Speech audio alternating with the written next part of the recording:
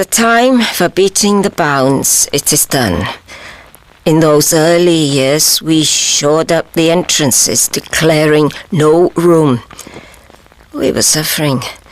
We had buried and not mourned.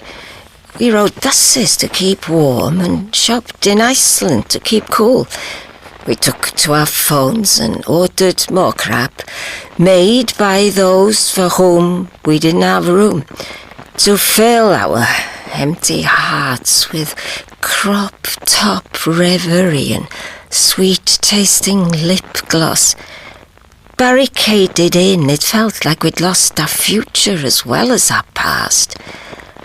As the storms raged and the waters rose, we scrambled to move inward and eastward. Margin became centre, boundaries redrawn. You know, it's remarkable how little a border matters when you want to get to the other side. We simply had to let go of that past.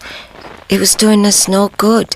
If by some miracle you hear this, give up scoring those lines in the sand.